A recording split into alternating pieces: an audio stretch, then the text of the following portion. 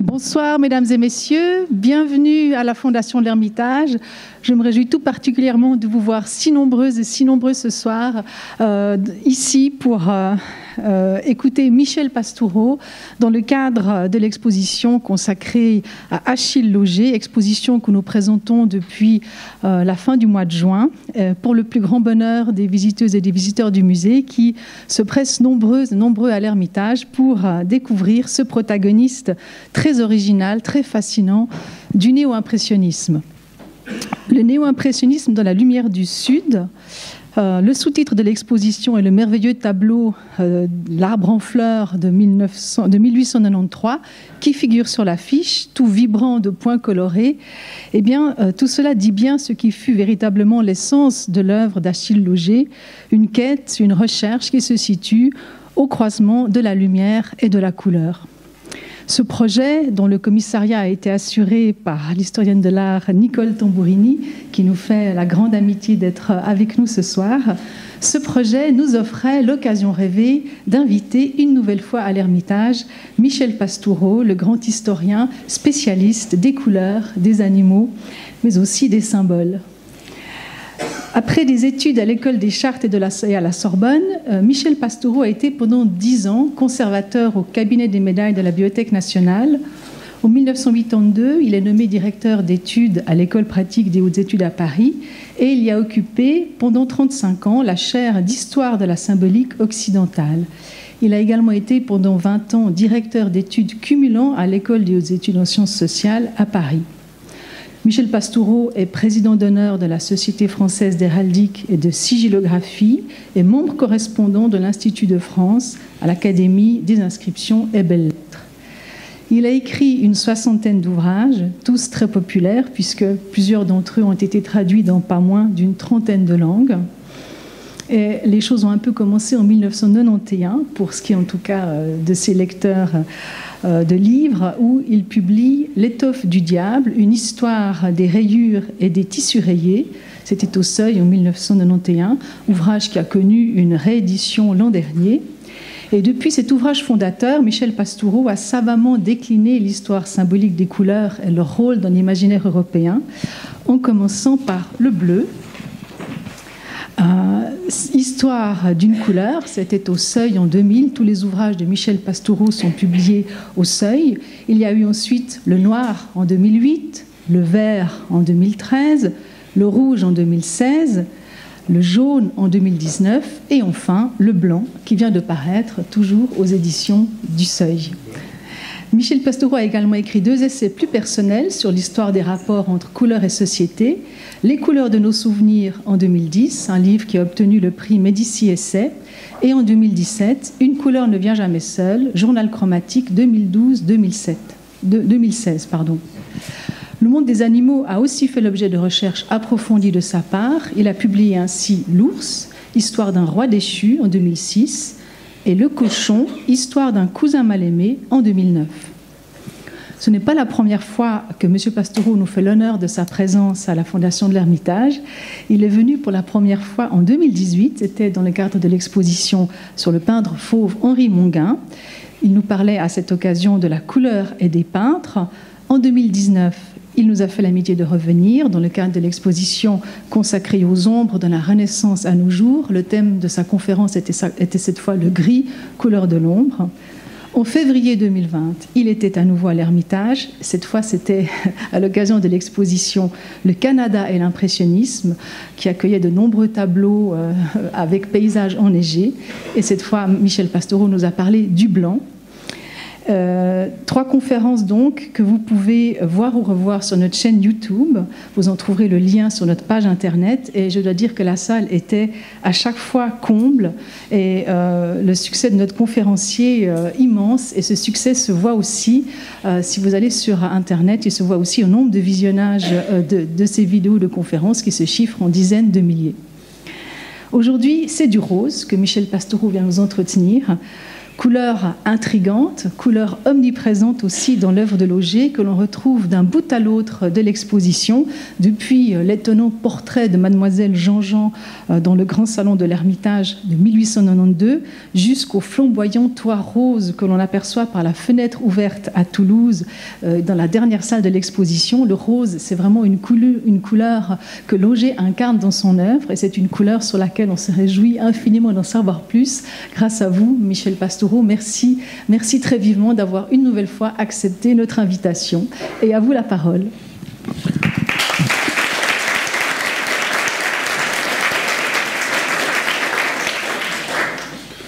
Un grand merci pour cette introduction. Bonjour à toutes, bonjour à tous. Merci d'être venus nombreux pour entendre parler du rose, une couleur dont les historiens de l'art, les archéologues parlent très rarement, quelques sociologues un peu pour l'époque contemporaine, mais la couleur rose est quand même une des grandes absentes de la palette de la recherche dans les sciences humaines. Donc l'exposition Achille Lauger était l'occasion d'en dire un mot, puisqu'il l'emploie beaucoup, comme d'ailleurs beaucoup d'autres néo-impressionnistes, post-impressionnistes, divisionnistes. C'est une couleur, vous le verrez, qui est à la mode entre les années 1770 et 1930 dans la peinture occidentale, puis dans l'art le plus contemporain, mais j'y reviendrai tout à l'heure.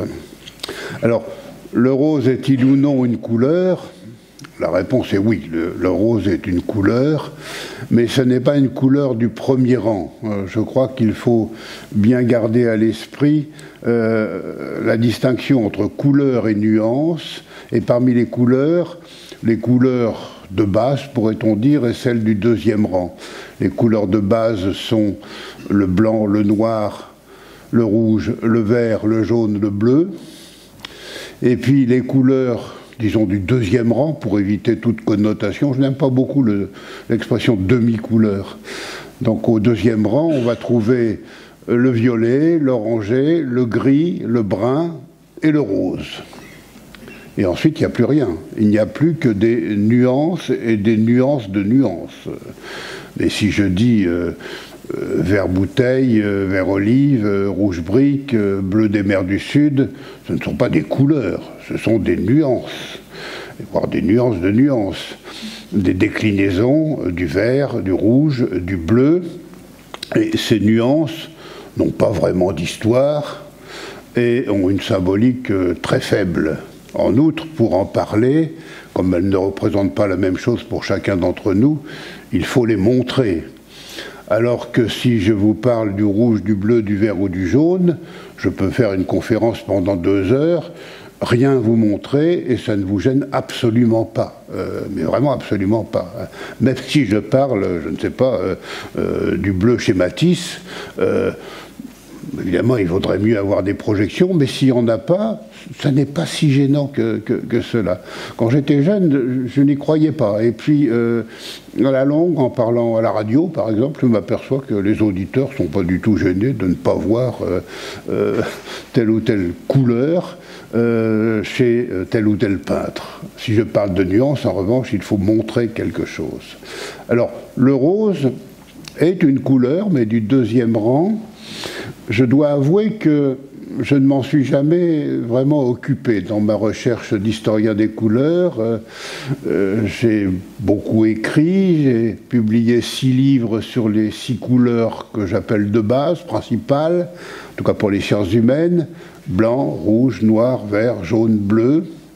Je crois que je vais m'arrêter là parce que si j'écrivais une histoire du rose, je n'aurais pas assez de matière pour faire une histoire de longue durée depuis le Paléolithique jusqu'à aujourd'hui. Dans mon travail universitaire d'historien, je dois dire que ni pour la Rome antique, ni pour la plus grande partie du Moyen-Âge, je ne rencontre jamais le rose. Il émerge à la fin du Moyen-Âge et puis prend plus de place à l'époque moderne et à l'époque contemporaine. Donc il y aurait toute une partie de mes enquêtes qui serait mutilée. En tout cas, l'histoire du rose commencerait assez tard, on va le voir avec des images. Donc je n'ai presque rien écrit sur la couleur rose. Je n'ai jamais consacré un cours ou une conférence à cette couleur, donc c'est un peu une grande première. Pardonnez-moi si je dis des bêtises ce soir, mais peut-être que cela va m'inciter à continuer mes enquêtes et à donner davantage la parole à cette belle couleur. Certains d'entre vous aiment le rose, d'autres, je le sais, pas du tout, donc les avis sont très partagés.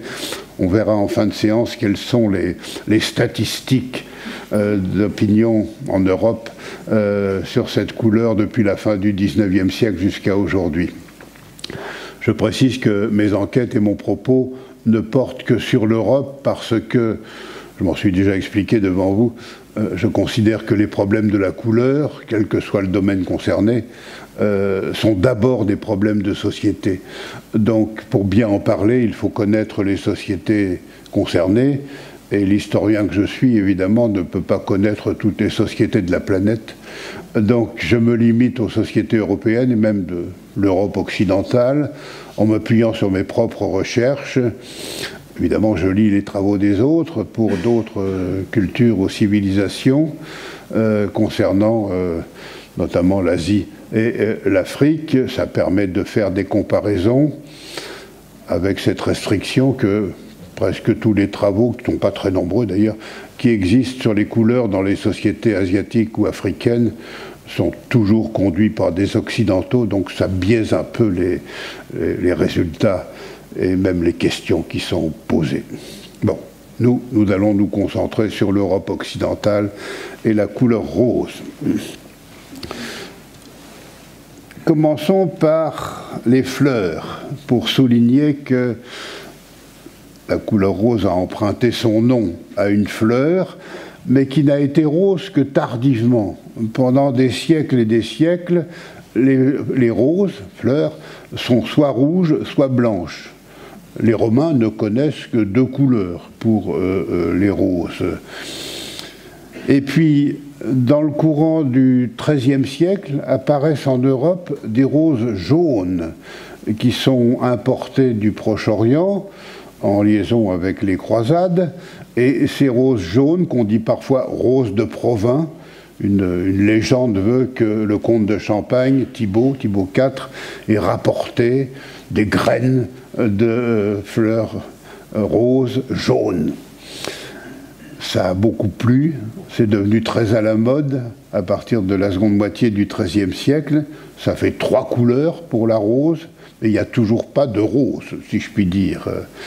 Il faut attendre vraiment la fin du XVIIe siècle, le début du XVIIIe siècle, pour que les jardiniers et les horticulteurs occidentaux, qui font d'immenses progrès en termes d'horticulture au tournant des XVIIe, XVIIIe siècles, arrivent à mettre au point des roses vraiment roses.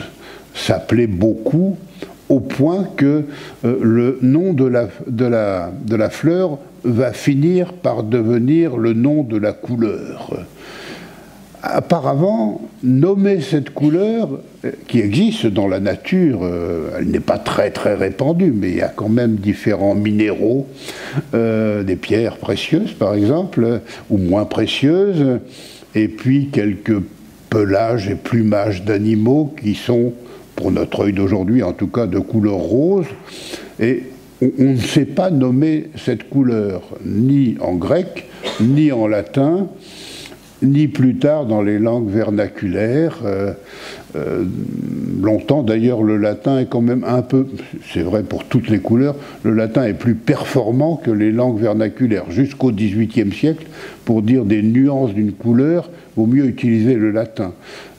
Parce que par le jeu des préfixes et des suffixes, ou par la combinaison de 2 ou 3 adjectifs, on arrive à dire des choses assez précises, alors que dans les langues vernaculaires, que ce soit le français, l'italien, l'allemand ou l'anglais, on n'y arrive pas du tout avant le XVIIIe siècle. Ce que j'ai rencontré souvent, aussi bien en latin que dans les langues vernaculaires, le plus souvent, c'est pâle couleur pâle, color pallidus en latin, parfois croceus pallidus, jaune pâle, plus que rubeus pallidus. Pendant en effet des siècles et des siècles, ce que nous appelons rose, c'est plutôt rangé dans la gamme des jaunes que dans la gamme des rouges. Ça nous étonne, hein, mais pour nos ancêtres, c'est évident. Le rose, c'est un jaune d'un type particulier. Donc dans les langues vernaculaires, pour des époques plus récentes, à partir de la fin du Moyen-Âge, on rencontre quelquefois couleur pâle, jaune pâle, pour dire rose. J'ai même rencontré étrange couleur, estrange color. C'est une formule qu'on trouve, par exemple, quand un notaire fait l'inventaire d'une garde-robe, d'un prince ou d'un grand seigneur. Il dénombre les pièces de vêtements. Et puis, il décrit parfois les couleurs et les nuances, et devant ce qui peut tirer vers le rose, alors là, il est démuni, il ne sait pas quoi dire, et il dit « estrange couleur ». L'expression se rencontre aussi pour ce que nous appelons beige. Là, on est dans une gamme de coloration qu'on ne sait absolument pas nommer avant je dirais, le XXe siècle. Moi qui viens de la France de l'Ouest, quand j'étais enfant encore, en Normandie et en Bretagne, des chaussures beige, un cartable beige, un imperméable beige, c'était jaune. Tout le monde à la campagne disait jaune, des chaussures jaunes. Comprendre des chaussures beige.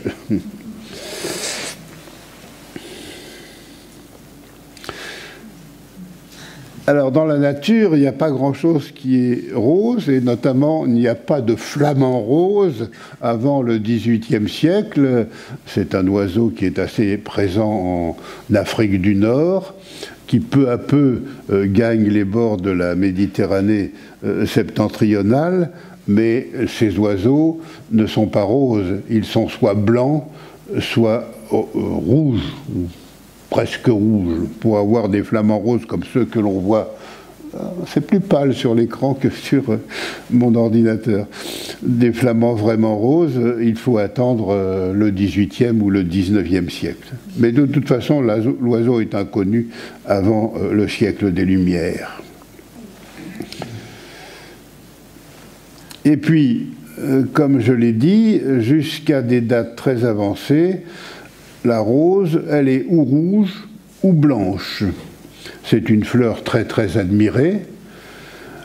Ça n'est pas la plus belle des fleurs, ni la reine des fleurs. Hein. Pour les Romains et pour les médiévaux, la reine des fleurs, c'est le lys, bien sûr. Mais la rose vient tout de suite après. Hein. Le lys et la rose l'emportent très nettement sur toutes les autres fleurs en Occident pendant très très longtemps. Et le lys, c'est la couleur qui a à voir avec la pureté, et la rose, c'est la couleur qui a à voir avec la beauté et avec l'amour. Et on a d'assez nombreuses miniatures médiévales, comme celle que vous voyez à l'écran, qui nous montrent le badinage amoureux sous un rosier. Et les fleurs ne sont jamais des roses blanches, mais toujours des roses rouges. C'est l'amour, petite nuance érotique même, ça n'est pas le plus érotique. Hein. Quand on est historien des images médiévales, il faut être très attentif aux végétaux mis en scène sous lesquels deux personnages sont en train de converser ou de badiner. Si c'est un rosier, c'est assez sage. Si c'est un cerisier, c'est déjà plus polisson. Et si c'est un figuier ou un poirier, alors là, on est dans la luxure. Mais les codes de l'image fonctionnent à plein. Hein. La figue, évidemment, c'est un attribut qui renvoie au sexe féminin, et la poire au sexe masculin, jusqu'au XIXe siècle. Montrer sa poire, c'est pas du tout montrer sa figure. Hein.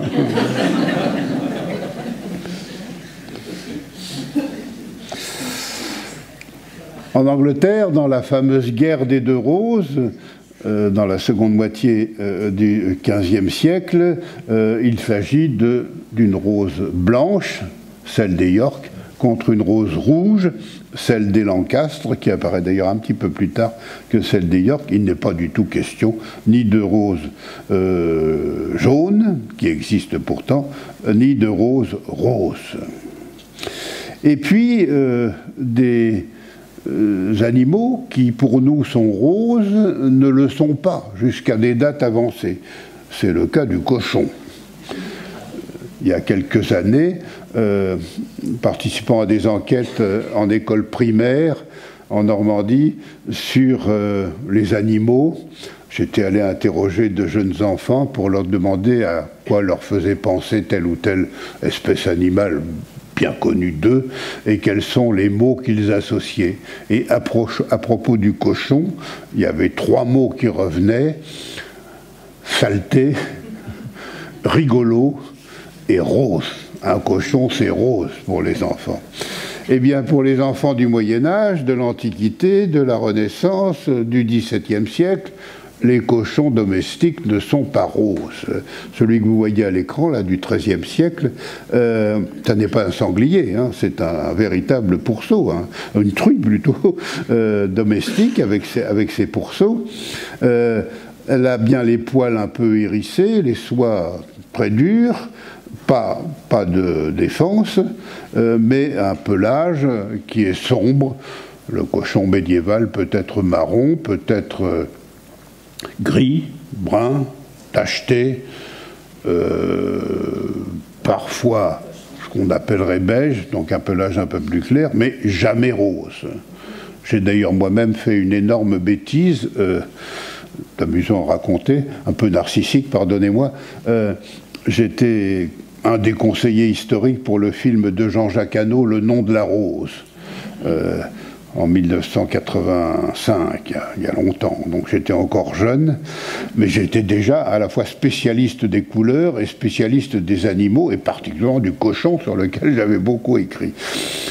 Et puis il y avait une scène qui se passait avec des paysans et des cochons. Nous étions au début du XIVe siècle. Et on avait commencé à mettre en scène tout ce qu'il fallait pour tourner cette séquence.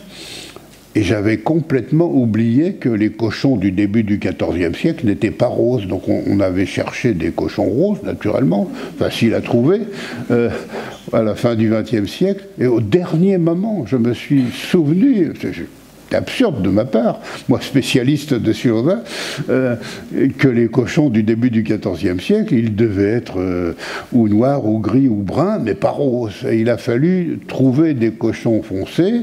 Nous n'en avons les régisseurs n'en ont pas trouvé, et alors on a peint à la bombe les cochons roses en cochons noirs, et ça a fait des souillures de toutes sortes. Ces animaux se sont frottés les uns aux autres, une scène totalement gore, et Jean-Jacques Hano était absolument enchanté du résultat. Donc j'avais fait une très grosse bêtise, mais elle a été rattrapée. Cela dit, c'est quand même vers la seconde moitié du XIVe siècle que le rose apparaît dans la vie sociale dans différents pays d'Europe occidentale, et d'abord dans le vêtement. Après la peste, après la grande peste du milieu du XIVe siècle, la société, en tout cas princière, devient plus débridée, le vêtement devient plus excentrique et les couleurs plus bariolées.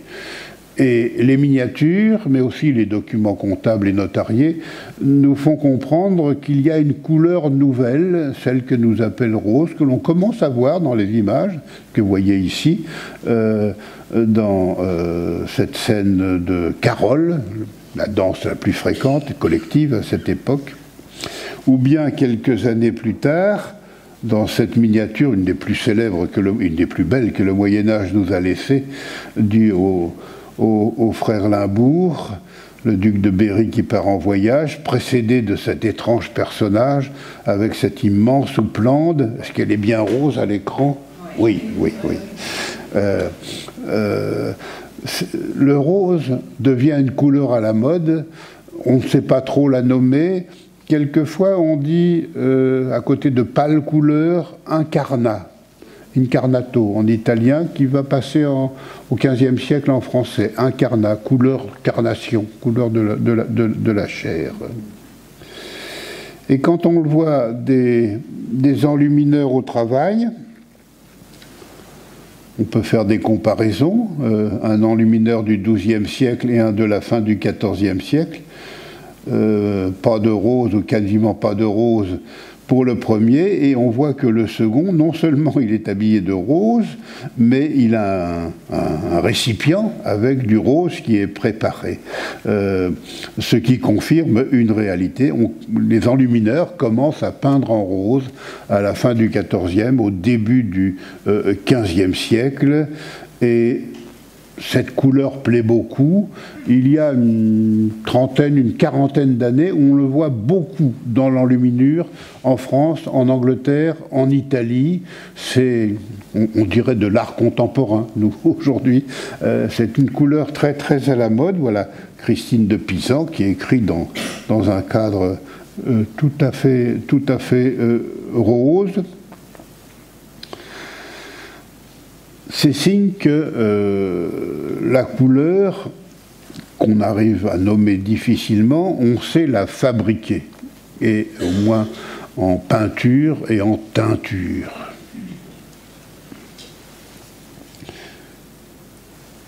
Quand on fait des analyses de pigments, on en fait depuis maintenant une quarantaine d'années, à la fois pour l'enluminure et pour la peinture sur panneau, pour le Moyen-Âge, pour la peinture murale aussi, c'est plus difficile. D'ailleurs, j'ai vu beaucoup de changements dans les analyses de pigments entre l'époque où j'étais un jeune chercheur et aujourd'hui. Et je ne suis pas vraiment spécialiste de ces questions, mais j'ai quand même compris qu'on est passé de la chimie à la physique. C'est-à-dire qu'il y a encore 40 ou 50 ans, on faisait des prélèvements dans la couche picturale, des micro-prélèvements bien sûr, et dans des zones de marge, mais on analysait le prélèvement, c'était de la chimie.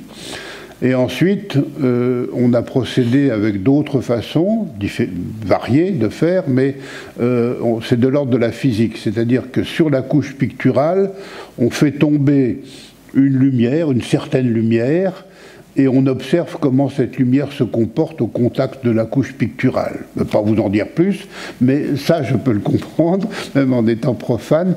Donc, on n'abîme rien, et on passe par la lumière et le comportement de la lumière au contact de tel ou tel pigment.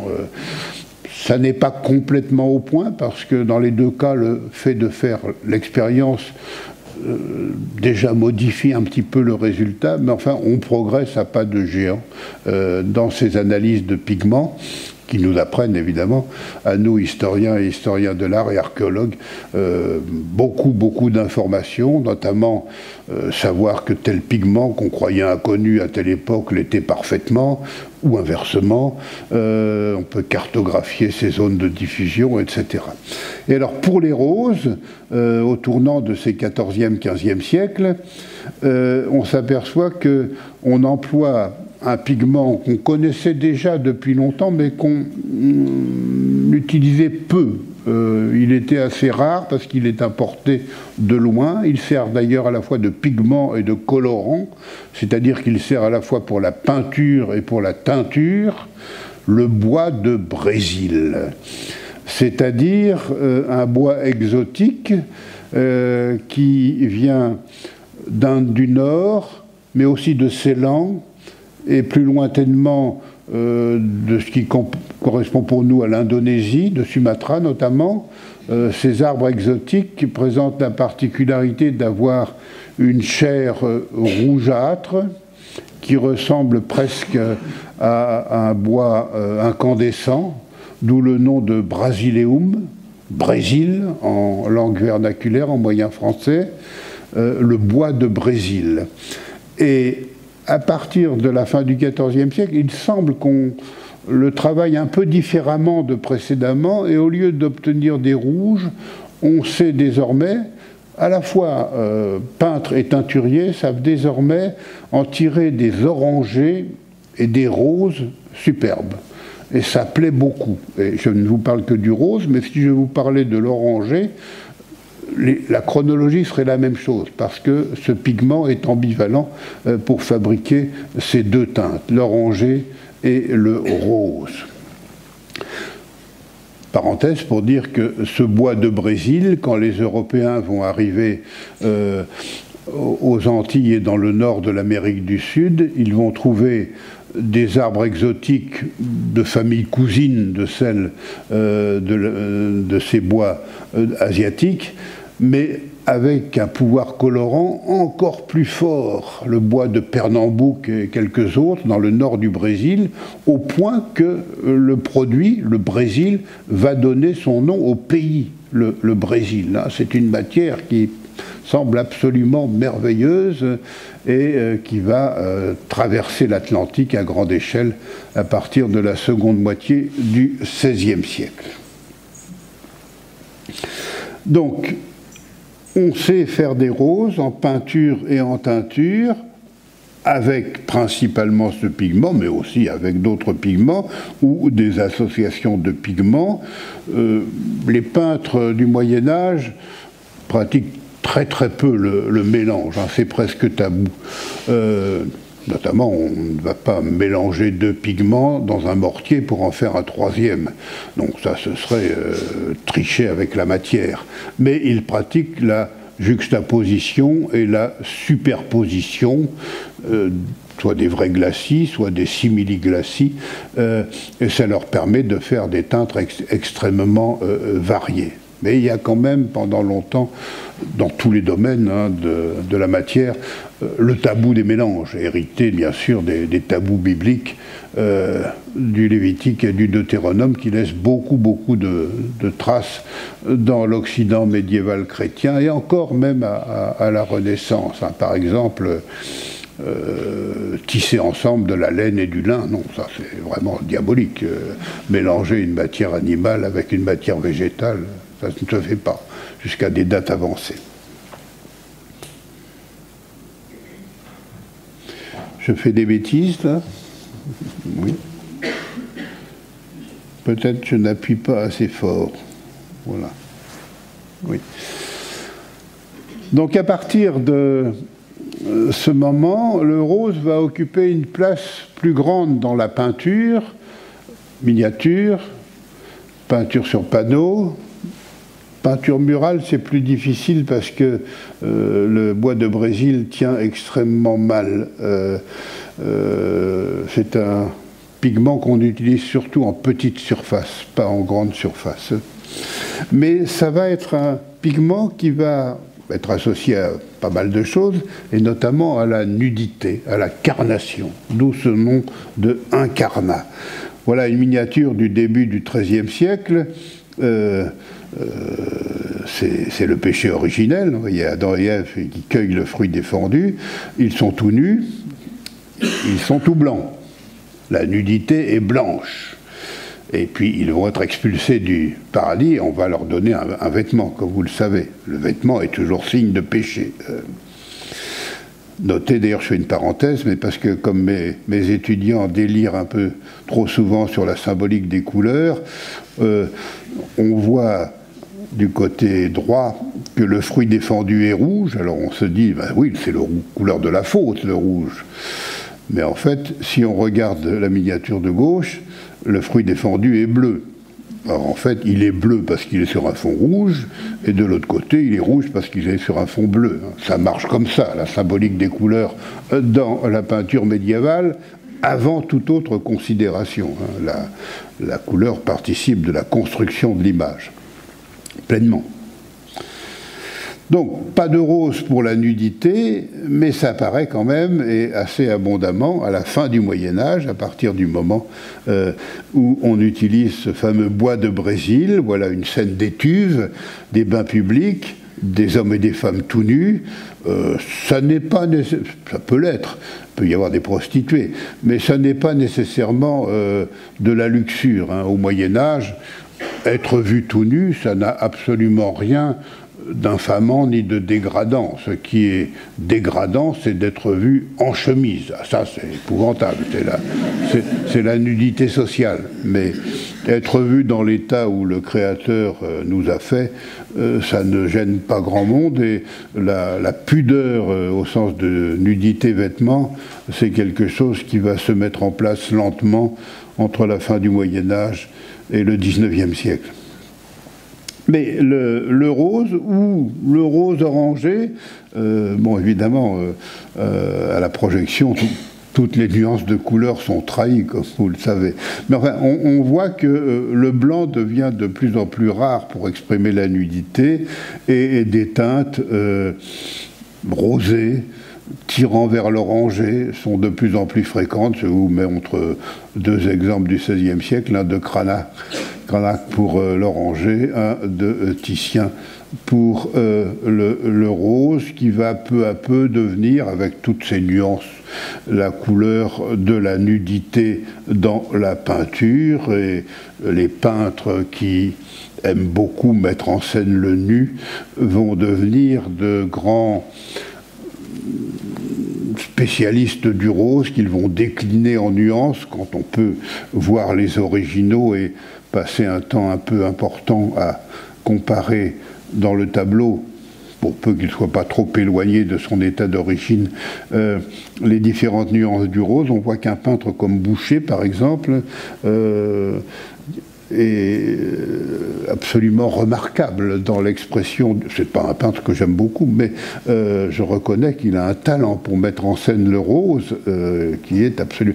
Rien que dans ce tableau, on voit 7-8 nuances de rose différentes. Déjà, entre la nudité féminine et la nudité masculine, c'est pas la même saturation ni la même luminosité du rose. Et puis, quelquefois, quand il met en scène des petits poutis bien joufflus, c'est encore un autre rose, rose layette, on dirait aujourd'hui, etc. Plus on avance dans le temps, plus ça peut être raffiné. Par exemple, chez Ingres, qui, contrairement à une idée reçue, est un très grand coloriste, peut être un très grand coloriste, pas toujours, mais dans le bain turc, je ne sais pas si ça se voit à la projection, mais quand on voit l'original, ces corps féminins ont une palette de carnations qui est extrêmement variée. Il n'y en a pas deux pareils, hein, quand on regarde attentivement. Donc tout ça pour dire que le rose entretient beaucoup de rapport avec la nudité. Delacroix, qui détestait Ingres, avait fait l'anagramme de son nom et ça donnait Engris. Et il l'appelait Monsieur Engris.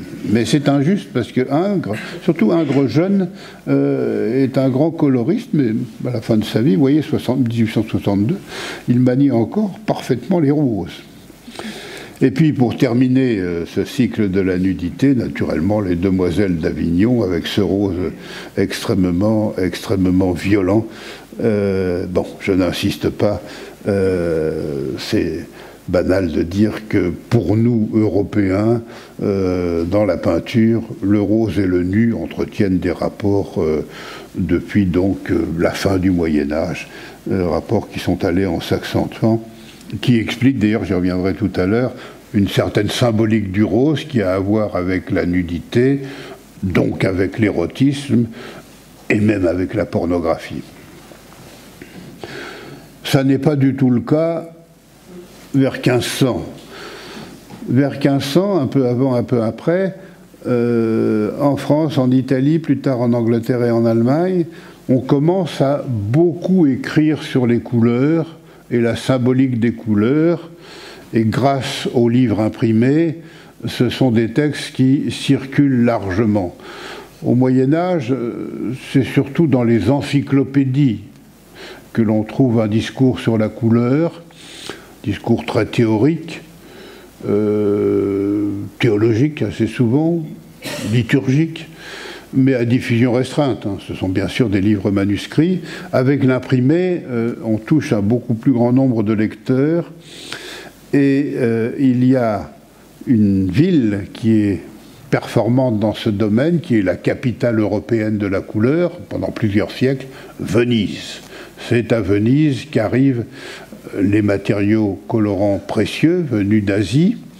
Venise les redistribue vers Nuremberg, vers Bruges, dans toutes les directions, mais vers les villes de foire d'abord. C'est une ville de teinturerie.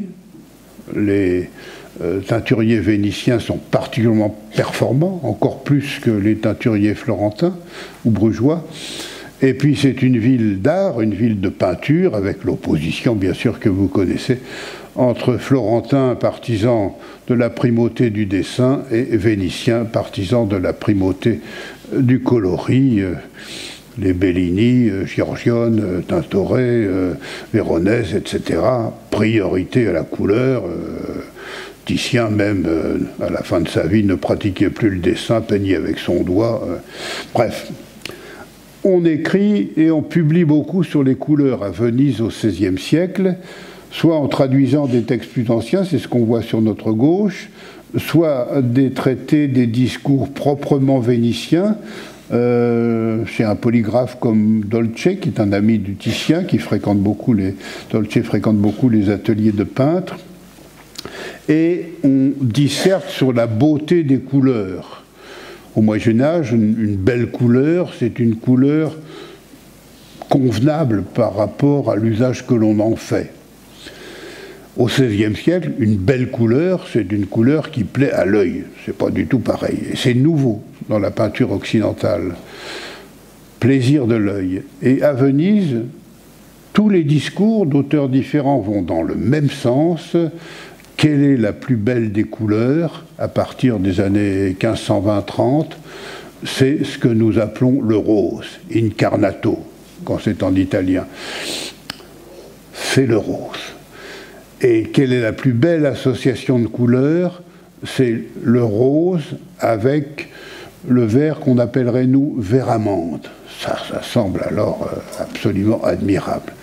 C'est de la théorie, hein, c'est du discours, mais quand même, ça peut avoir une portée concrète à la fois sur le textile et sur les pratiques picturales. Tout ceci se passe en pays catholique. Chez les protestants, on est horrifié par ces tons roses qui deviennent très très à la mode.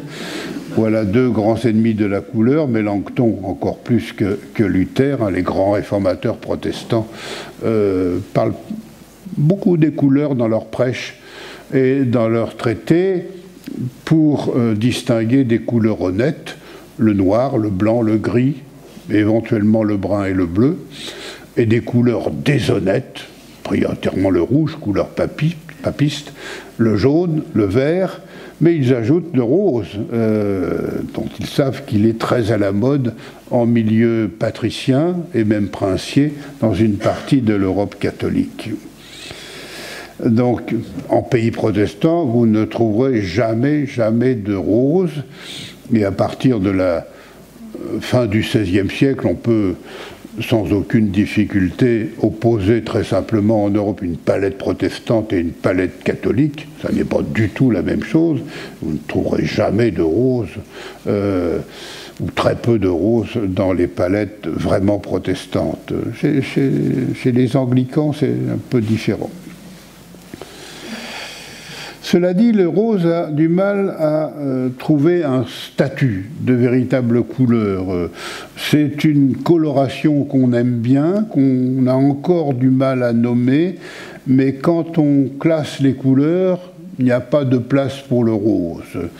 Je vous ai mis sur cette diapositive les deux façons de classer les couleurs en Europe au fil des siècles. L'ordre attribué à Aristote, en haut, et l'ordre issu de la découverte du spectre par Newton à la fin du XVIIe siècle, en bas. L'ordre du bas est resté jusqu'à aujourd'hui l'ordre scientifique pour classer les couleurs, notamment en physique et en chimie.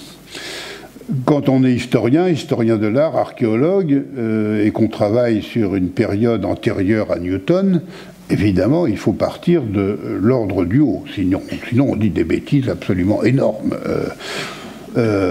En revanche, pour les époques postérieures, on peut s'appuyer sur le spectre. Les deux classements ne se ressemblent absolument pas. Hein. D'où cette question que je me pose constamment, où commence l'anachronisme, hein, quand en laboratoire on utilise des appareils spectrométriques qu'on applique à des couches de couleurs de Raphaël ou de Poussin, qui ignorent tout du spectre, mais qui s'appuient sur le classement d'Aristote, où commence l'absurdité. Bon. Mais c'est une parenthèse. Notez que dans ces deux classements, il n'y a pas de place pour le rose. Il n'a pas de statut, même dans le spectre tel qu'on le conçoit aujourd'hui, un violet, indigo, bleu, vert, jaune, orangé, rouge. L'orangé et le violet, qui sont des couleurs un peu secondaires par rapport aux autres, ont trouvé leur place, mais pas le rose. Et puis surtout, dans le spectre, c'est la grande découverte de Newton et de son classement, il n'y a plus de place ni pour le noir, ni pour le blanc. Ça, c'est la révolution chromatique. Le noir et le blanc ne sont plus des couleurs. Ça ne va pas durer, ils sont redevenus des couleurs aujourd'hui. Mais pendant quand même 2 siècles et demi, sinon davantage, on ne considère plus le noir et le blanc comme des couleurs.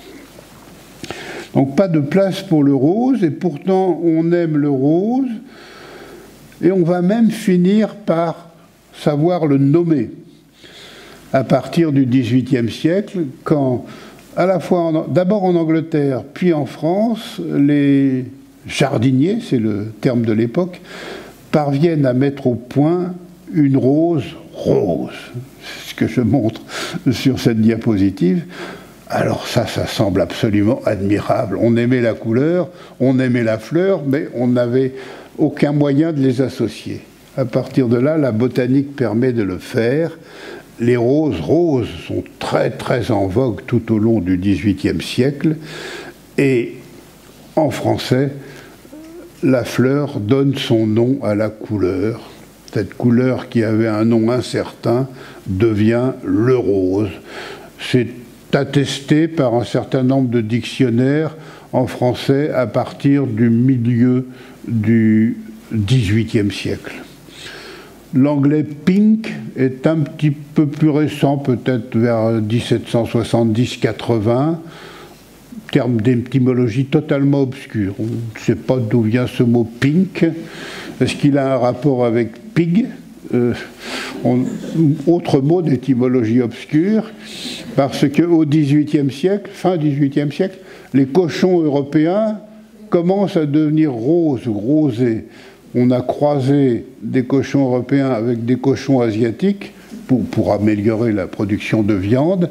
Ça éclaircit le pelage et cette couleur qui nous est familière, des cochons blancs rosés, vers 1780-1800, devient courante dans un certain nombre de races, sans que les cochons noirs ou bruns disparaissent d'un coup. Hein. Les peintres avaient précédé ces mutations.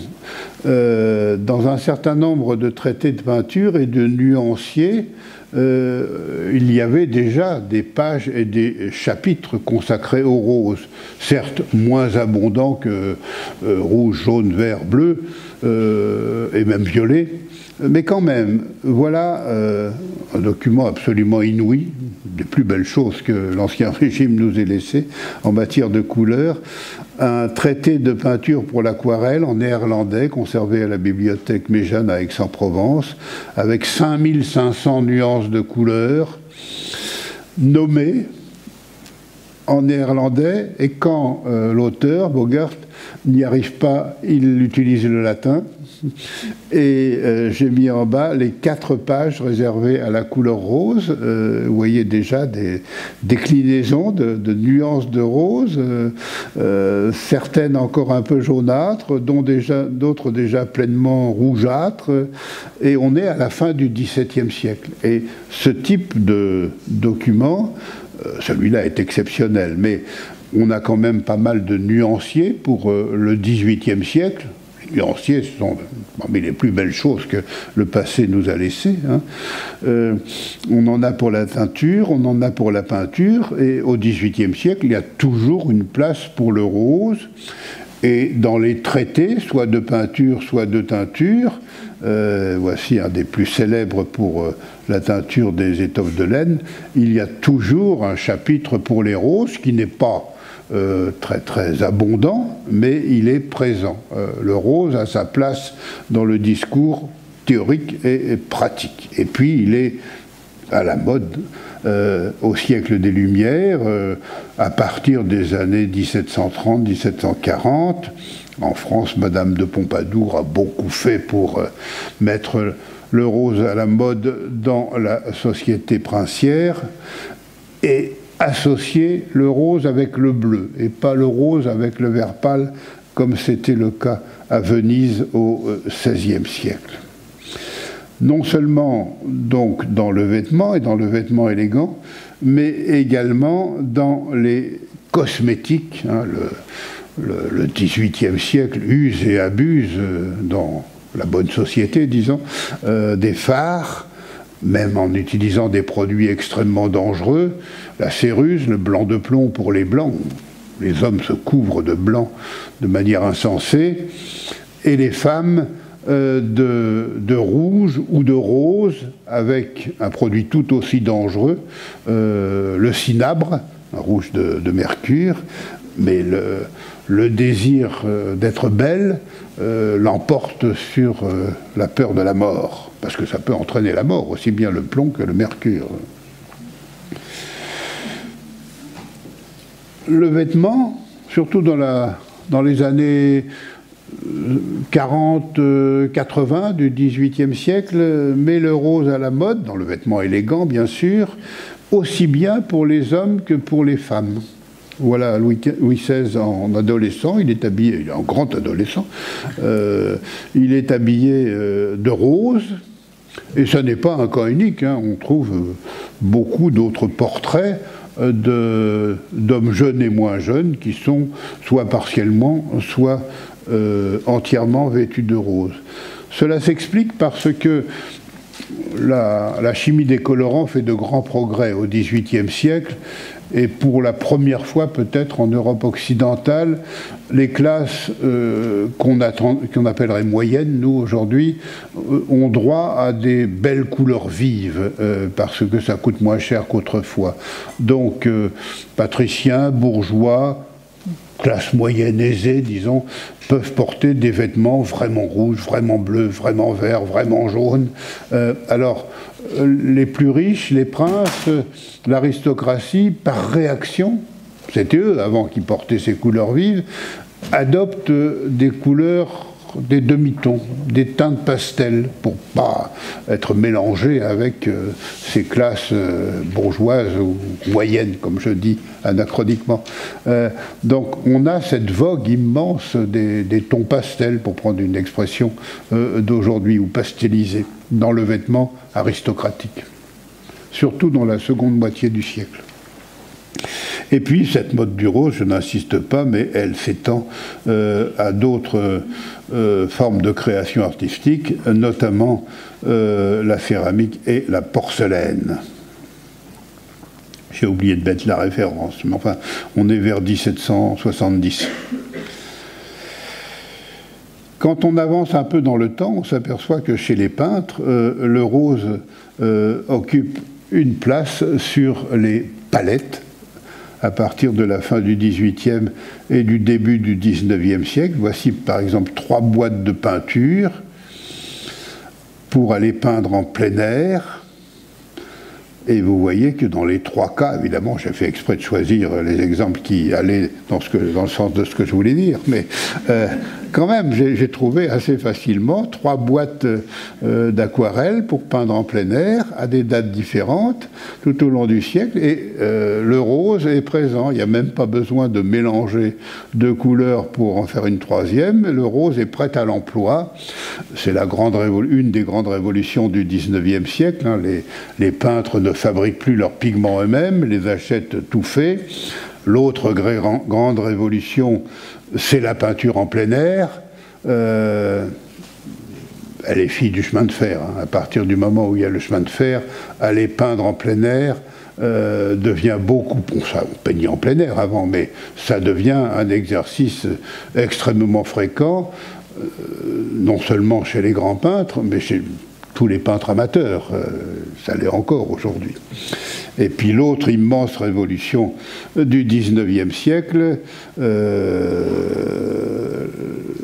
l'invention du tube en étain, ou en plomb et étain, dans les années 1840, et plus encore, ça c'est peut-être la plus grande date de l'histoire de la peinture, l'invention du bouchon pour fermer le tube. La peinture à l'intérieur, le produit ne sèche plus. Ça ne concerne pas que la peinture, hein, mais le cirage, le dentifrice, etc. Mais l'invention du bouchon à vis, c'est une découverte exceptionnelle pour la culture matérielle, y compris donc la création artistique. D'où, quand on va peindre sur le motif, le rose va occuper une place de plus en plus présente chez certains peintres, et notamment chez les impressionnistes, puis ensuite les post-impressionnistes, les néo-impressionnistes, les divisionnistes, et ainsi de suite, dont Achille Lauger, qui, vous pouvez le voir dans l'exposition, est un peintre qui n'utilise pas toujours le rose, mais il utilise quand même beaucoup le rose, et parfois comme couleur dominante dans un assez grand nombre de ses tableaux. Mais il n'est pas le premier. Certains impressionnistes l'ont fait avant lui, à commencer par Monet, qui est un peintre des roses, et puis il a une période où il a presque abusé des roses. Je vous montre deux exemples. Là, on est en 87, mais oui, je ne les ai pas mises dans l'ordre, pardonnez-moi. Oui, mais c'est parce que je voulais vous montrer un cas limite. Les falaises de Pourville, voilà. C'est quand même... chez Monet, il va y avoir une dérive non seulement rose, mais violacée, avec cette idée qui, moi, m'a toujours étonné, ces histoires d'ombres violettes, je ne les vois jamais, moi, dans la nature, mais les peintres impressionnistes les ont vues à très très grande échelle. Je vais y revenir. Voilà un tableau de Lauger, très beau, avec cette présence du rose qui est particulièrement forte pour le feuillage des arbres. Donc on s'éloigne de la teinte réelle, mais sous une certaine lumière, on peut voir des tons rosés, bien sûr. Pissarro lui-même a eu sa période rose, moins que Monet quand même. Mais ce rose qui, comme chez Monet, parfois a tendance à tirer vers le violet, ce qui a, je vais en parler à Lausanne, ça a insupporté Vallotton. Alors lui, ce n'est pas un peintre du rose et du violet, et il ne comprenait pas, lui non plus, cette histoire d'ombre violette, donc je me suis en sympathie avec Vallotton à tout point de vue, et pour se moquer de ses collègues, il s'est mis à faire des tableaux roses et violacés. Il n'y en a pas beaucoup, mais il en a quand même trouvé quelques-uns, et puis il a laissé quelques écrits. Pensait qu'on était allé trop loin dans cette gamme rose, et surtout violacée. Je ne sais pas si c'est lui qui a créé le mot violacé, mais en tout cas, il l'emploie. La palette de Vallotton est extrêmement diversifiée. Il a un rapport très personnel à la couleur verte, lié à son histoire biographique personnelle, lié à son enfance. Mais alors le violet, non. Mais ça n'a rien fait. On n'a pas écouté Vallotton, et Signac s'est donné à cœur joie de mettre des roses en scène une large partie de sa vie, et les élèves de Signac ont fait pareil. Voilà un exemple. Et en voilà un autre, un peu plus récent, dans une autre gamme de roses. Et contrairement à ce qu'on pourrait croire, dans la réaction opérée par les fauves, et les couleurs vives et même violentes, il y a quand même du rose. Faut chercher, mais on en trouve quand même. Ce tableau de Derain que je trouve absolument admirable met en scène pas mal de roses. Et puis, c'est une banalité de le dire,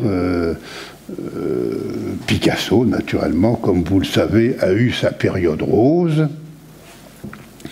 Les cubistes ne sont pas de très grands coloristes, mais il y a quand même du rose chez Picasso.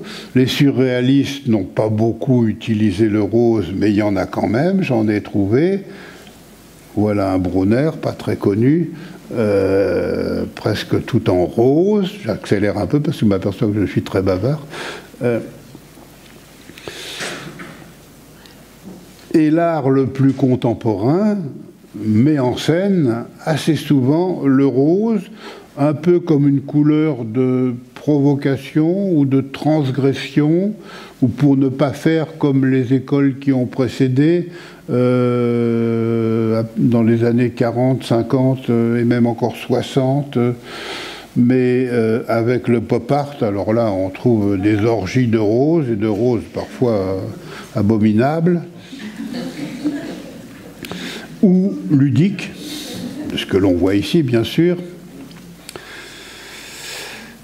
Et il n'y a pas que chez les jeunes artistes et les jeunes plasticiens que l'on trouve cette couleur peu présente dans notre vie quotidienne. Je passe un petit peu de la création artistique à la symbolique. Sur les terrains de sport, où le rose était totalement absent jusqu'aux années 80-90, quel que soit le sport concerné, hein, le rose est une couleur qui n'avait rien à faire sur les terrains de sport. Pour les équipes nationales, comme c'est une couleur totalement absente du monde des drapeaux, hein, il y a sur les 210 drapeaux ou 215 drapeaux des pays indépendants de la planète, pas un seul n'a de rose sur son drapeau. C'est d'ailleurs la même chose pour le brun, alors que le violet et le gris se rencontrent. Très très rare, mais rencontrent quand même. Pour faire les malins, des équipes de football d'abord, de rugby ensuite, se sont mis au rose, notamment à Paris, l'équipe du Stade français, qui depuis plus d'un siècle jouait en maillot rouge et bleu, couleur de la ville de Paris. Quand le rugby est passé au professionnalisme, c'est un sport amateur, il y a eu des stratégies de marketing, attirer l'attention, faire les guignols, etc. Et le rose, naturellement, était un moyen de se faire. Du rose sur un terrain de rugby, ça semblait extravagant au début, puis c'est devenu banal. L'effet escompté s'est atténué fortement. On a même vu des arbitres, aussi bien en football qu'en rugby et dans d'autres sports, entièrement vêtus de rose. Ça, c'est la faute de la télévision, c'est-à-dire que les arbitres partout étaient en noir ou en noir et blanc. Et puis quand on a commencé à téléviser des matchs en couleur, les arbitres ont commencé à adopter des couleurs vives pour se distinguer nettement des équipes, dont d'ailleurs certaines pouvaient jouer en blanc ou en noir. Et donc ils ont adopté des couleurs qui faisaient contraste. Donc on a des arbitres en jaune, en rouge, en vert et en rose. Ce faisant, bien sûr, ils ont perdu une grande partie de l'autorité, de leur autorité. Comment obéir aux ordres d'un arbitre habillé en rose en noir, oui, mais en rose. On est très très loin du monde des juges. Alors, quelques images pour vous parler de la symbolique des couleurs aujourd'hui, et je terminerai par là. Qu'est-ce qui est associé au rose? La féminité. Mais c'est récent. Au XVIIIe siècle encore, des hommes s'habillent en rose, banalement, dans la société princière. L'idée d'habiller les petites filles en rose et les petits garçons en bleu ciel est extrêmement récente, hein.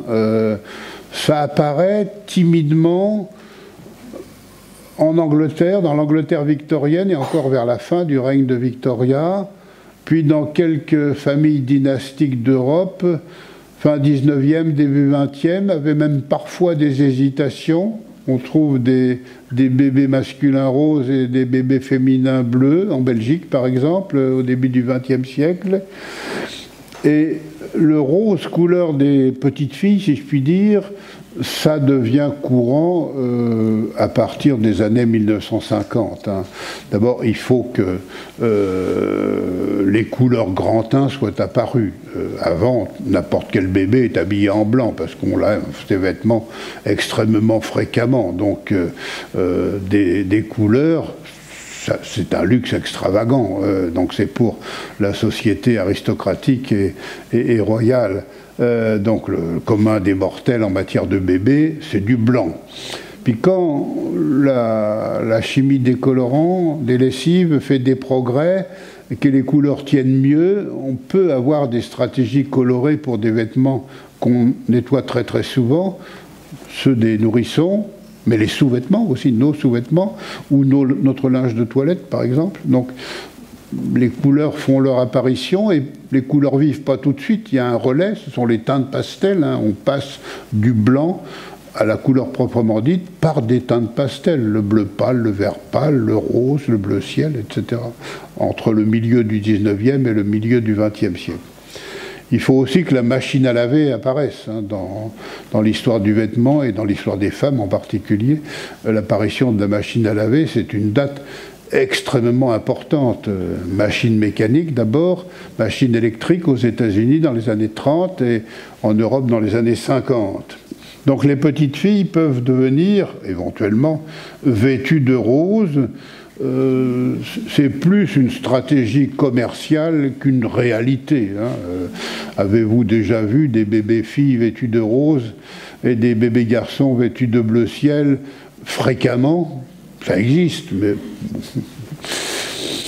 la poupée Barbie a beaucoup fait en termes de marketing, non seulement pour associer le rose au monde des petites filles, voire des fillettes un peu plus grandes, et avec un tapage tel que ça finit par excéder, et de ce côté-ci de l'Atlantique en tout cas, finit par poussé à considérer la poupée Barbie comme un jouet relativement vulgaire, d'autant que son rose, comme chez les impressionnistes, a tendance à se violacer au fil des décennies, et il est plus rose layette, il est rose fuchsia, voire pire encore.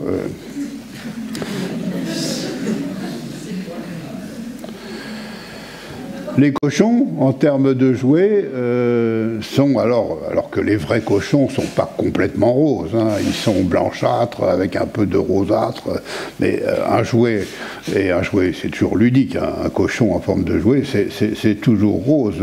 Le cochon est un agent de promotion de la couleur rose dans les sociétés contemporaines. Sur ce tableau, j'ai essayé de résumer les différentes idées associées à la couleur rose du point de vue symbolique depuis une vingtaine d'années, disons. Le rose, comme toutes les autres couleurs, a ses bons et ses mauvais aspects. Hein. Toutes les couleurs sont ambivalentes, en général avec un bon équilibre entre ce qui est positif et ce qui est négatif. Donc voilà à peu près ce que ça donne. Bon, c'est du Pastoureau, mais je pense que c'est assez partagé comme association banale que l'on fait avec cette couleur. On passe du bonheur, voire la vie en rose, vers la vulgarité, la pornographie, la transgression à un titre ou à un autre, et on a toute la gamme du bon et du mauvais entre les deux. Cela dit, le rose, qui n'a pas sa place dans le spectre, qui n'est qu'un classement parmi d'autres, hein, pour ordonner les couleurs, mais qui est resté le classement scientifique dans les sciences dures, le rose a sa place dans la liste des couleurs. Quand on énumère les couleurs, c'est ce que je disais en commençant, il y a 6 couleurs du premier rang, blanc, rouge, noir, vert, jaune, bleu, puis 5 couleurs du deuxième rang, violet, orangé, gris, brun et rose. Ça fait 11. Ça, c'est embêtant parce que 11, c'est vraiment pas un nombre symbolique. Il faudrait une 12e couleur pour faire 12. Beige, peut-être. Ah oui, ça n'est pas à sa place. C'était pour vous montrer qu'il n'y a pas de rose dans les drapeaux. Ça, ce sont les drapeaux européens. Il y a beaucoup de blanc, beaucoup de rouge dans tous les drapeaux de la planète, mais il n'y a pas de rose. Mais je voulais terminer en vous montrant des enquêtes d'opinion sur les couleurs préférées et les couleurs mal aimées. On a des enquêtes d'opinion de cette nature depuis la fin du 19e siècle, depuis les années 1880. Et ce qui est fascinant pour l'historien, c'est que depuis qu'on a des enquêtes d'opinion, on en a des milliers, hein, les résultats sont toujours les mêmes, en Europe en tout cas. Le bleu écrase tout comme couleur préférée, et les résultats sont identiques pour les hommes et pour les femmes, vraiment identiques, hein, et ce sont les mêmes dans les différents pays d'Europe, hein, qu'on soit en Suède ou au Portugal, en Sicile ou en Norvège, ça donne à peu près la même chose. Et vous voyez, quand on cite les couleurs préférées, le rose est mal placé. Si on prend des statistiques pareilles pour le Japon, par exemple, elles sont un peu plus récentes, on n'en a pas pour le 19e siècle, mais le rose est très très bien placé, même chez les hommes, comme couleur préférée au Japon. Il occupe le 3e ou le 4e rang. Ça n'est pas du tout le cas en Europe. Et quand on prend les couleurs mal aimées en Europe, pour la même période, le duo de queue, si je puis dire, ou de tête pour les mal aimés, c'est le brun et le rose. Hein, et le bleu, naturellement, personne ne le cite comme couleur mal aimée. C'est assez instructif, hein, pour l'historien. Alors évidemment, ces enquêtes sont à manier avec précaution. Ça n'est pas tant la couleur qui est concernée que l'idée de la couleur, hein, puisqu'on les envisage dans l'absolu, indépendamment de toute représentation. Voilà, je crois que c'est la dernière diapositive, oui. Merci à tous de m'avoir écouté, et puis...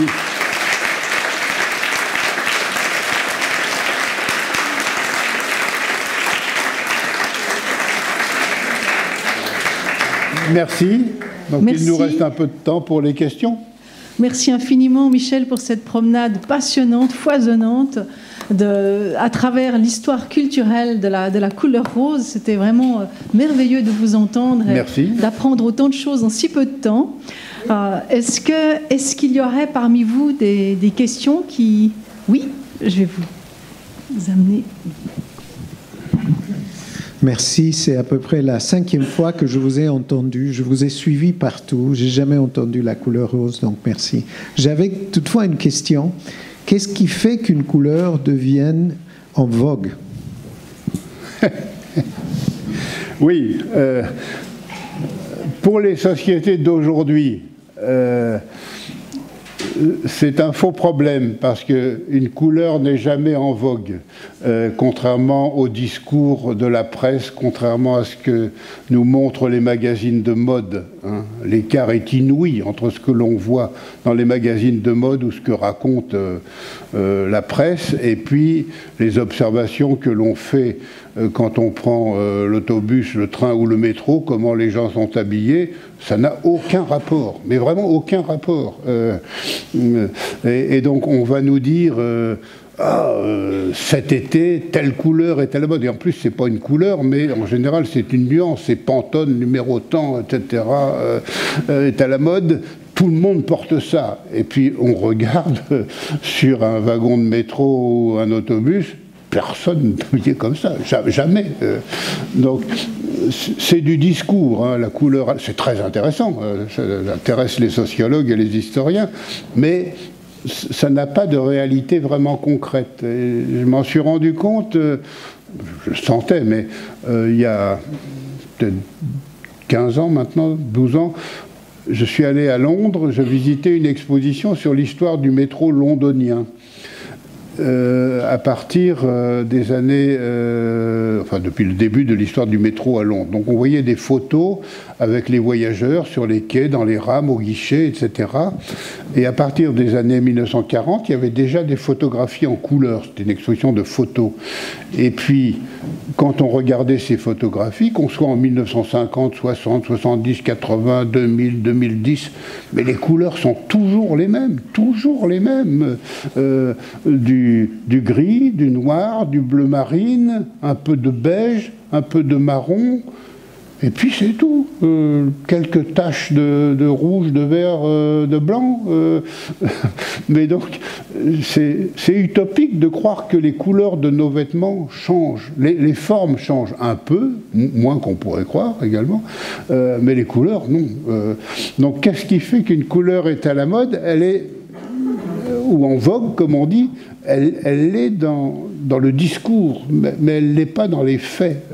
Et alors moi, qui suis historien, et historien de sociétés passées, je m'interroge aussi sur comment ça se passe dans les sociétés du passé. Donc, il faut déjà savoir que pour les couleurs du vêtement, on a davantage d'informations pour les classes les plus favorisées de la société, bien sûr. Mais j'ai eu la chance de... Enfin, il était connu ce document, mais de m'intéresser à un document florentin du milieu du XIVe siècle, la Pragmatica del Vestire. Nous sommes juste avant la peste, en 1343. Il y a une loi somptuaire qui fait que les dames de la bonne société florentine doivent aller montrer leur garde-robe à un notaire, le notaire de leur quartier, et les vêtements sont taxés. C'est un impôt fiscal portant sur ce qui est somptuaire. Et on a gardé les registres par chance pour 43-44, et on a presque 5000 pièces de vêtements qui ont été montrées à des notaires à Florence, concernant plus de 3000 femmes. Et ces notaires font un effort, ils écrivent en latin, heureusement, donc c'est plus facile, pour décrire tout, les formes, la matière textile, le décor et les couleurs. Ils font un effort. Et on peut faire des statistiques, puisqu'on travaille là sur des grands nombres, et on a une coupe horizontale comme ça pour voir les couleurs qui sont à la mode. Alors il n'y a pas encore ou très très peu de rose, c'est trop tôt. 50 ans plus tard, il y en aurait beaucoup. La couleur dominante, c'est le rouge, alors que Milan est déjà passé au noir, à la mode des noirs, mais à Florence, c'est pas encore arrivé. C'est le rouge devant le jaune et le vert. Le bleu est un peu en retrait. On aurait la même chose pour Paris ou Londres. Là, le bleu dominerait tout. Mais on n'a pas beaucoup de documents de cette sorte avant le XVIIIe siècle. Donc on a du mal, en interrogeant même des sources extrêmement variées, textes, documents comptables, images, archives d'entreprises, etc., de savoir quelles sont les couleurs en vogue dans un milieu donné, à une époque donnée. On a plus prise sur l'imaginaire de la couleur que sur la couleur réellement portée. Et je crois que les historiens qui vont nous suivre, dans 2 ou 3 siècles, ils auront plus d'archives sur notre imaginaire de la couleur, les couleurs à la mode, que sur les couleurs vraiment portées en 2022 dans les moyens de transport lausannois. Ça donne une palette qui n'a aucun rapport avec ce que raconte le discours de la mode. Merci beaucoup. Est-ce qu'il y a une autre question ?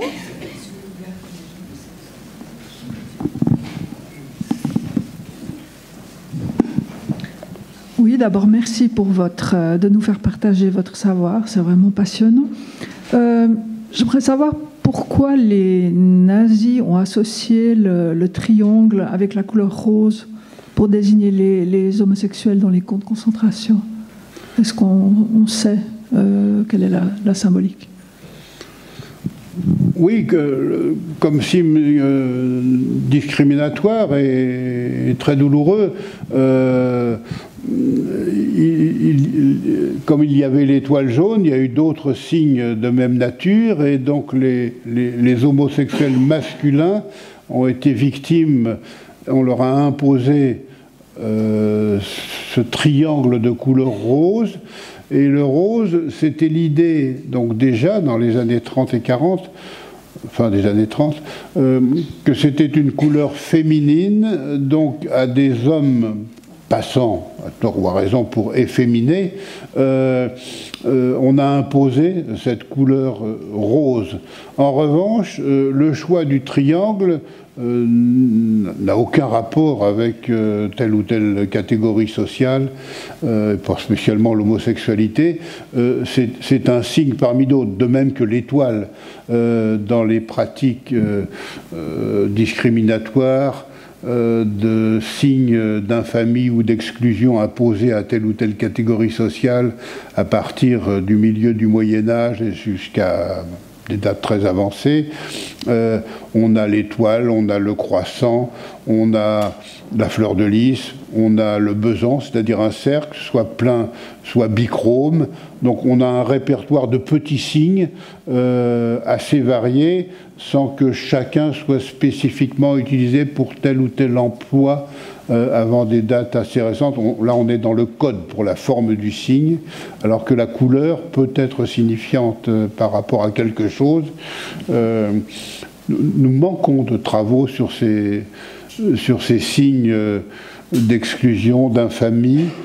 Ce sont des sujets pas faciles, dangereux, hein, c'est pour ça que les historiens s'en méfient, mais les travaux disponibles ne sont pas très satisfaisants parce que d'abord c'est trop douloureux de travailler sur ces matières-là, et ensuite ça ouvre tout de suite des portes à des polémiques, on s'éloigne de la réalité documentaire. Bref, il faut avoir plus de recul peut-être que nous en avons encore aujourd'hui pour bien travailler sur ces questions. Une autre question? Oui.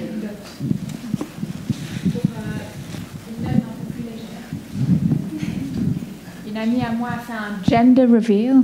Pardon? Donc, a fait un gender reveal aux États-Unis, en fait, pour savoir le sexe de leur 4e enfant. Et son mari a été faire un tournoi de golf. Il a tiré son coup, et la balle de golf, en fait, a relevé ce que allait être le sexe du bébé. Et c'était de la poudre rose qui a été divulguée. Et donc, en fait, c'était le gender reveal pour la naissance du prochain gamin. Un truc... Je n'ai pas bien compris, pardonnez-moi. C'est le micro une anecdote rigolote, en fait, d'une amie qui a eu un 4e enfant. Et pour dire à son mari que ça allait être une fille, il a été jouer un tournoi de golf. Et en fait, il a joué son tournoi. Et dans la balle, il y avait de la poudre rose. Donc une poudre qui s'est éclatée quand il a tiré son coup de golf. Et ça s'appelle le gender reveal. Merci beaucoup. Une autre question?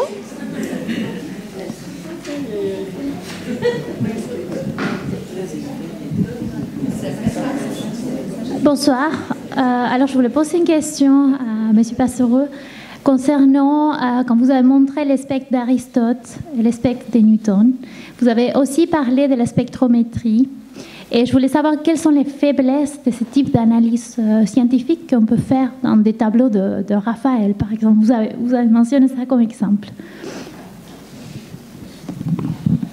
Oui, je voulais dire que jusque à la fin du XVIIe siècle, et même parfois plus avant, quand on pense la couleur, quand on classe la couleur, quand on utilise des moyens pour étudier les couleurs, elles sont classées, ordonnées, pensées selon ce que je vous ai montré, que j'ai appelé le classement aristotélicien.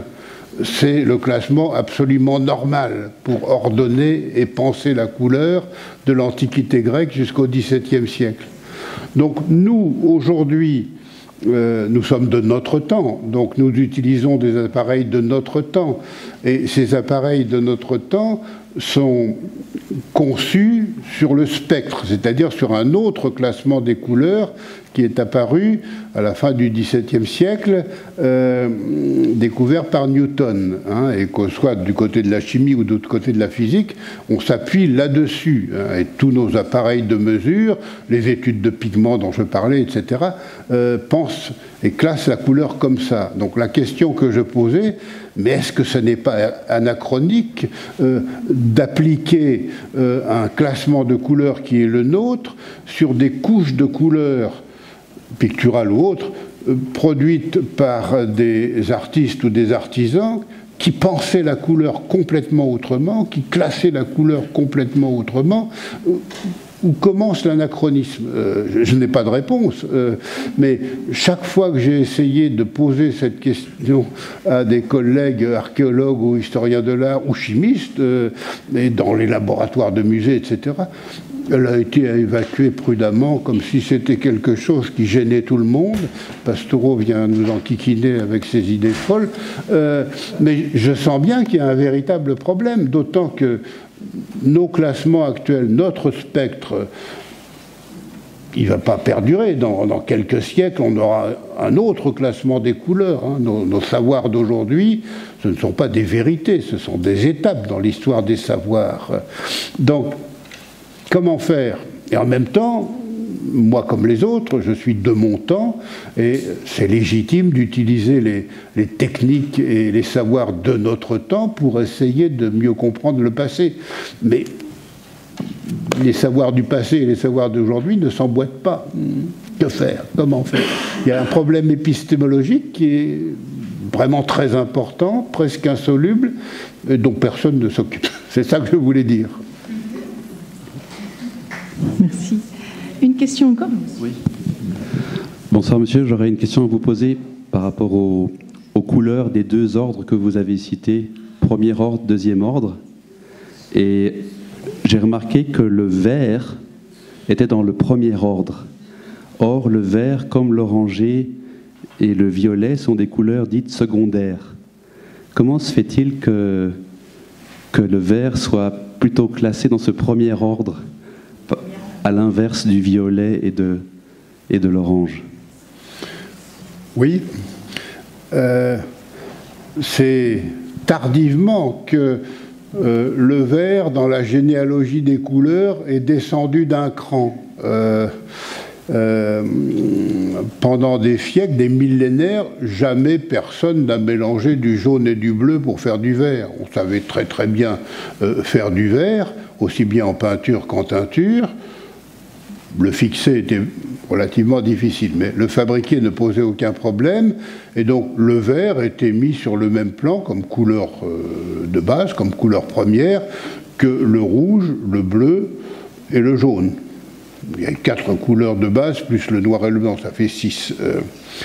Et à partir du moment où, et dans le classement d'Aristote, je ne sais pas si je vais arriver à... Non, je ne vais pas y arriver, mais vous vous souvenez que le vert n'est pas du tout entre le bleu et le jaune. Hein. Le classement d'Aristote, c'est blanc, jaune, rouge, vert, bleu, noir. Donc le vert n'est pas... Il est près du bleu, mais il est loin du jaune.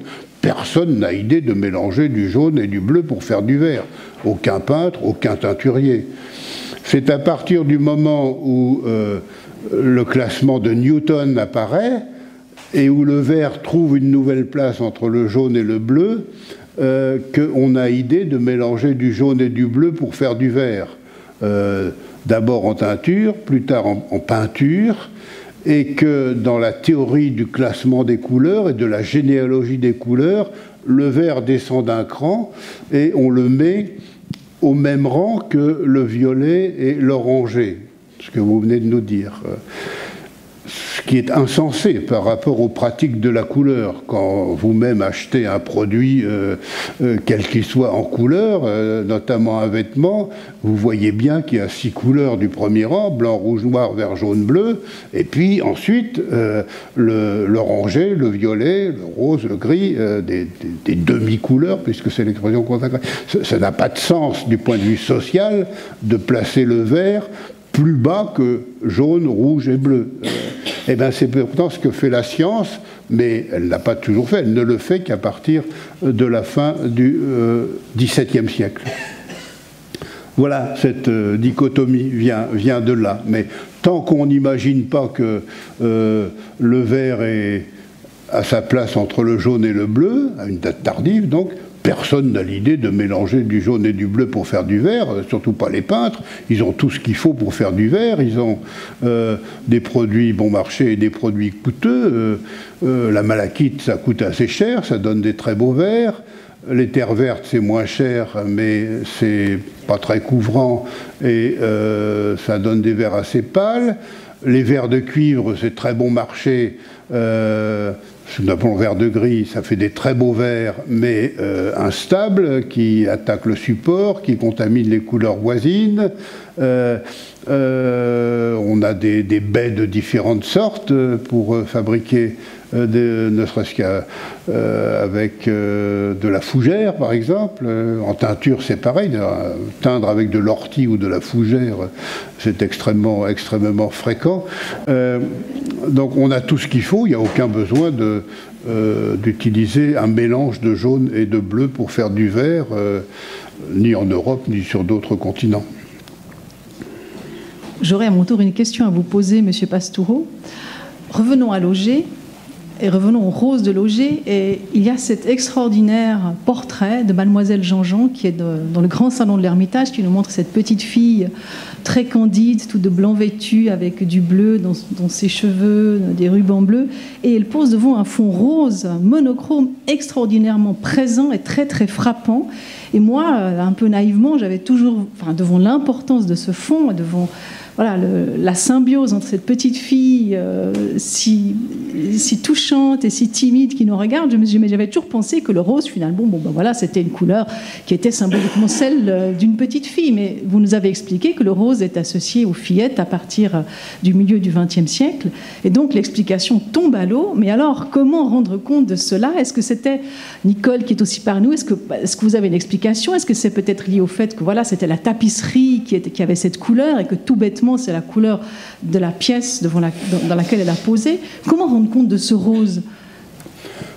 J'ai une explication méthodologique, c'est-à-dire ne jamais prendre une couleur toute seule, mais voir avec quelle couleur elle est associée ou opposée. Donc ici, ce sera le couple rose-bleu qui sera signifiant, et c'est lui qui doit être pris en compte, et c'est lui qui peut éventuellement renvoyer à l'enfance, mais pas spécialement à l'enfance fille, si je puis dire, mais plus général, ça peut être une piste, mais méthodologiquement, et surtout quand on est dans une impasse, éviter de raisonner sur une couleur toute seule. Oui, l'observation me paraît tout à fait pertinente. Effectivement, je pense que chez Lauger, c'est l'harmonie des différentes couleurs du tableau qui l'intéresse, en fait.